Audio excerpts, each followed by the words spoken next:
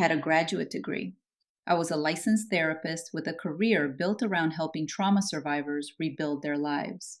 Then, one random Tuesday, in a parking lot in Okinawa, Japan, I realized I did not know who the hell I was. It didn't happen dramatically. No breakdown, no rock bottom moment anyone would recognize from the outside.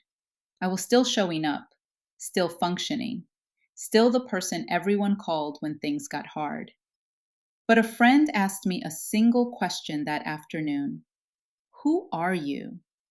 And I reached for an answer. What came up every single time was a title: military spouse, mother, therapist, veteran. I reached again. More titles, more roles, more things that existed because someone else needed them to. The Velda, the Stabilizer, is a reader-supported publication. To receive new posts and support my work, consider becoming a free or paid subscriber. I was sitting in the post office parking lot on base. I had a box of Japanese snacks on the passenger seat, goodies I was mailing to my best friend Niecee back home. Brian was deployed again, which meant the morning and the evening and everything in between were mine alone to manage, the way it usually was. I had just been trying to get my son out the door and make it to work on time. And somehow, in that ordinary Tuesday, I ended up sitting in a parking lot, unable to answer the simplest question a person can ask themselves. I didn't even know what chips I liked. Did I like them? Or did Brian like them and I just started eating them because he was there? I had been handed preferences my whole life, by my mother, by the military, by the marriage I walked into at 19 with a man 10 years older than me who already knew exactly who he was. Everyone around me had always known what I should be doing, what I shouldn't be doing, what I was allowed to want, and I had accepted all of it as my own without ever once stopping to ask the question. Nobody had ever asked me who I was, and I had never asked myself. Here's the part that still gets me. I had planned everything. My pregnancies, I took out the IUD, told Brian when, and it happened. My degrees, my career trajectory. If I decided something was going to happen, I took the steps and I made it happen. Thankfully, God agreed every time. I was good at planning.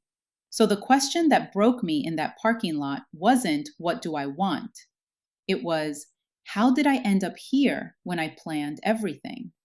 The answer I didn't have yet. I had planned a life. I had never planned for myself inside it. That parking lot was not a breakdown. I know that now. It was the first honest moment my nervous system had ever been given permission to have. The titles weren't lies. The roles weren't wrong. But underneath all of them, there was a woman who had been so busy becoming what every room needed her to be that she had never once asked what she needed to become for herself. At 35, with every credential, with every plan executed exactly as designed, still couldn't answer the question. Not because I wasn't smart enough, not because I hadn't done enough, because nobody had ever taught me that I was supposed to be part of the plan. I'm miles away from that parking lot today, and everything I build, every framework, every session, every word, came from what I found there. Where are you right now?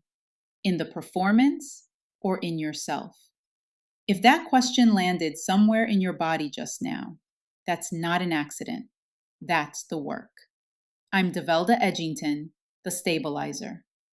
I work with late-aware women who are high-functioning, burned out, and somewhere in the middle of figuring out who they actually are underneath everything they agreed to become.